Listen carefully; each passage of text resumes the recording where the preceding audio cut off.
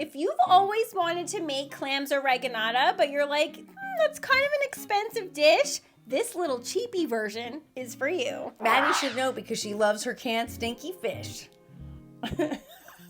I'm not going to say it otherwise. I do. She loves all of them. Give me a herring, give me a tuna, give me a salmon. Come on. You're the queen of the stinky fish. I'll take that title. I will take it and own it.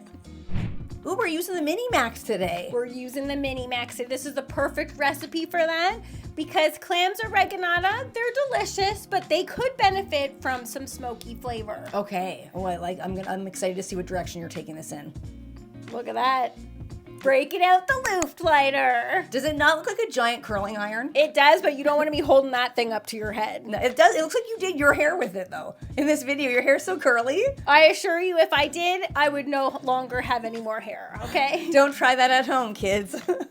This is just one way that you can light your lump charcoal. I personally feel like it's the most badass way to light it. You're just holding it there. You're watching the flames erupt. It's super fun. It's a spectacle for the eyes. It also looks very even, too. So unlike a cube, if you're using a cube to start your charcoal, I like that this is like kind of like you're circling it around and even, and it does not take a long time. Bonus. That got going super, super quick. So we're setting up for indirect cooking here, meaning that things are gonna go on top of the grill and we don't need to worry about them burning. Nice. Now back to our recipe. We're making clams oreganata like we already said, but you'll notice there's no shell there. I'm seeing a tater. It's a baked potato. It's a straight up baked potato. So this is a great recipe to make if you have leftover baked potatoes, which I don't know why you always end up with like 6 or 7 extra baked potatoes. You know what? In fact, I will put in extra taters. Me too. I could always use a tater. Sometimes I don't even mean to though, and I'm like, why is there 11 taters here? Yeah, but you could always use taters for stuff, and I love that you're using leftover taters. So my concept here is think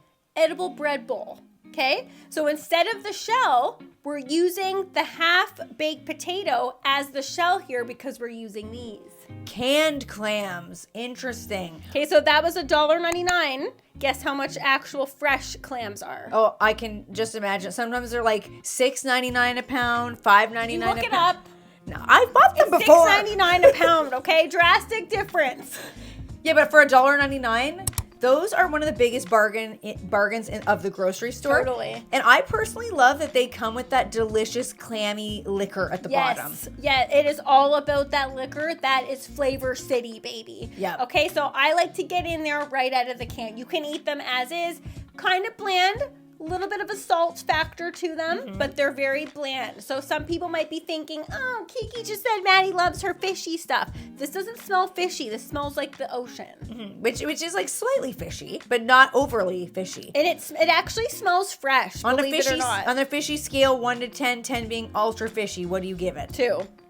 I would have to agree with that. That's a fair analysis. Thank you. Okay, so this is a gluten-free recipe. So this one has gluten-free panko and cornmeal in it, but you could do it with a traditional breadcrumb as well, and it would be just as great. Here's a little pro tip, courtesy of our dad. Okay, so that is dried oregano. If you grind it and mush it between your fingers, the flavor and aroma comes alive. So always do that when you're adding dried herbs to a recipe. Good tip. Don't take it as your own. It's I just said that. I wasn't trying to take it as my own. Okay, so what is this? Parsley, dill? What do you got in there? We got parsley in there. Right here, this is traditional clams oreganata. The only difference here is that we're not putting it into the shell. So to me, I feel like this is a better version because the shell you can't eat. It's just a waste. Does it make for a gorgeous presentation? Yeah, but so does the tater. Exactly. And then it's also like a fraction of the cost. That's the main selling feature here to me. Okay, never mind that it tastes wonderful. No, it's both. It's obviously both. He's like, I'll give you it's cheap, but it doesn't taste that good. No, first of all, it looks phenomenal. Thank you. And second of all, I would always take a carb addition. Me too. Take out a shell, add a tater? That's cool in my books. The shell doesn't, it's obviously, they do it for presentation, but to me, this is much more of a hearty appetizer. Presentation, smesentation. I'm not into that. I think this is a wonderful presentation as well. It is. This is what we like to refer to as a dump and stir recipe. You just dump everything in, mix it up. That's what you do, basically. You're just cramming it back in. What? Every time you No, have I'm to not take saying it there, in a by gross way. I'm not saying that in a gross way. I was saying, can you be a little bit more gentle about it? He's like, you just stuff it right in there. Okay. But you Gently are. place it into the half of hollowed out tater, okay? And then all of a sudden, you see those and it looks like Clams Oreganata. Beautiful. Yes. And I also have to say, I don't know where you procured these taters, but I like that they're so uniform. I have no clue. That was luck of the draw. Because sometimes you get one of the bags where you got a giant one, a small one, like a little teeny tiny These are one. all even. That's important. That presentation wise looks perfect. I think so too. And so now they're going on to the big green egg. You saw here, we're cooking at high heat. This is not to be worried about actually cooking these. What we're doing here is just basically browning the tops because everything's cooked in here. We're just putting them onto the grill to give it some delicious lump charcoal flavor and to brown the exterior. So after 25 minutes, how good was that smelling? It smelled spectacular. I was doing other things in the backyard and I kept being like, what is that? Oh my goodness, that's me. That's what I'm making. Ooh. Look at that. Come on. These would be good as an app. They would be good as a main. I ate 4 at a time, so they were quite good as a main. Yeah, why not? It's like a fancier twice baked tater. Basically, that's what it is, but cheaper than the traditional recipe, but it doesn't skimp on the flavor. It's the exact same thing. I think this is a really great recipe for someone who loves clams or even someone who wants to try clams but doesn't want to shell out that money in case they don't like them. Get the canned ones. Be like, okay, I said those exact words, but someone's taking that as her own. I see.